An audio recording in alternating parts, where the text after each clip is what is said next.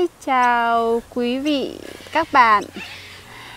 Tháng 8 tới tháng 1 là mùa sinh sản của các loài chim của Úc. Và tháng 8 là bắt đầu là cuối mùa đông rồi, chuẩn bị là mùa xuân. Bây giờ các hoa đào các nơi đã nở đấy các bạn. Mình kể cho các bạn nghe hôm trước con trai mình phát hiện ra một cái tổ chim. Con chim này mình thực sự mình không biết nó là chim gì, nó là tên tiếng Anh là noisy miner. Đó, chim bản địa của Úc nha các bạn. Thì con trai mình phát hiện trong tổ nó có 3 con. Thì nó ở tổ khá là cao. Đó, mà nó làm tổ trên cái cây butterbrush, là cái cây cọ chai sữa. Nói chung là đấy là hoa bản địa của Úc. Thì mình mới tò mò, mà mình rất là mình tò mò quá, mình mới cầm một cái cây gậy thòn cái điện thoại của mình vô để mình tính là mình sẽ quay video của cái tổ của nó. Ai dè 3 cái con này nè, đấy nó to bằng cái này nè. Thế khoảng 3-4 hôm trước thì đó, nó mới sợ quá, nó mới nhảy ra. Một con thì rơi xuống đất, 2 con thì vẫn bám được vào cành cây á các bạn. Thôi mình hết hồn luôn. Mình sợ quá, mình chỉ tò mò thôi chứ mình không tính là mình bắt nó, hay là mình không tính là mình sẽ mang nó về nuôi đâu.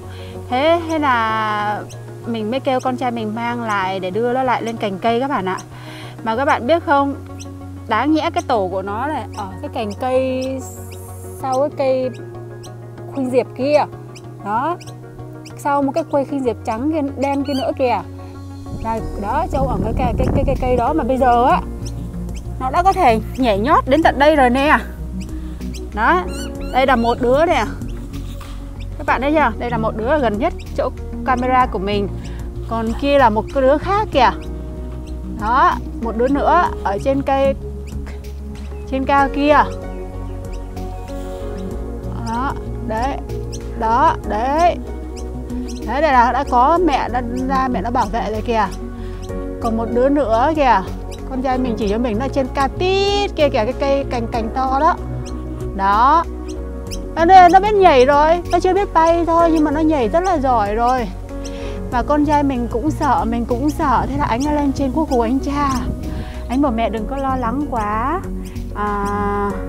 Cái con chim này là nó an toàn rồi, bởi vì nó có thể nhảy truyền từ cành này qua cành kia đó, mẹ đừng có lo lắng. Và cái giống này á, nó bảo vệ nhau lắm bạn ơi.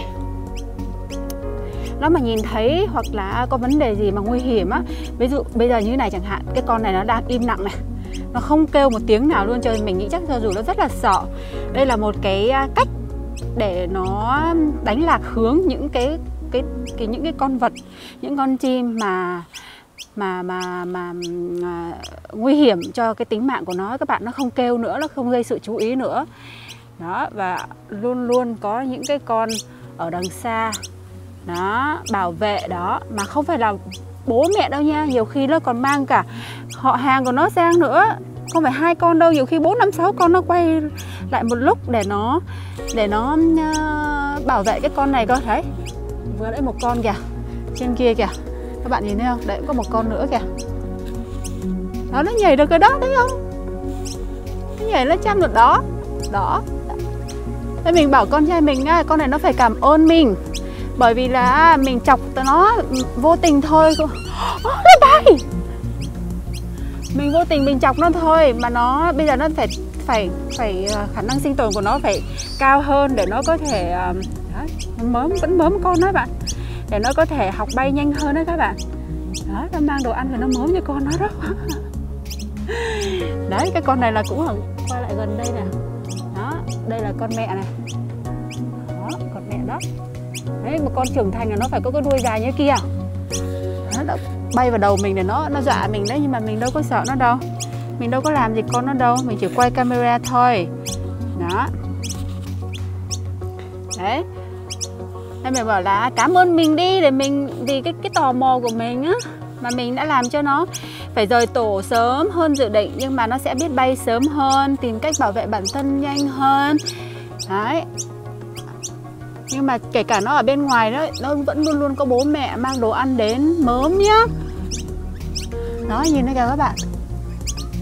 Đó, kể cả 3 con vẫn được bố mẹ đến mớm mồi cho nè, dạy bay nè, dạy nhảy nè. Rồi cái khả năng sinh tồn là giữ im lặng như cái bạn này nè. Đấy, như cái bạn này nè, giữ im lặng để không gây sự chú ý nè, để không có nguy hại đến bản thân mình nè. Như cái bạn này im ắng nè. Còn cái bạn này nè thì kêu ầm ĩ điếc tai từ nãy đến giờ nè. Đó, bạn này kêu ầm ĩ điếc tai thì đến giờ, nhảy nhót khắp nơi. Nhảy đi đâu mất tiêu rồi. Răng tận kia. Đó, nhảy nhót khắp nơi kìa. Đó, như cái bạn trên cao kia nữa kìa, cũng ầm ĩ lắm nè.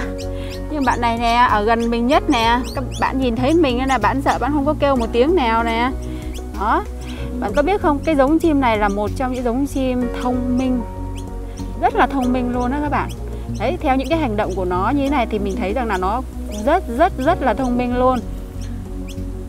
Đó, mình rất là biết ơn là mình đã được sống ở cái đất nước này. Và mình không cần phải nuôi chim trong lồng, không cần phải nuôi chim trong nhà mình, nhưng luôn mình có thể tìm thấy hoặc nhìn thấy rất là nhiều loại chim.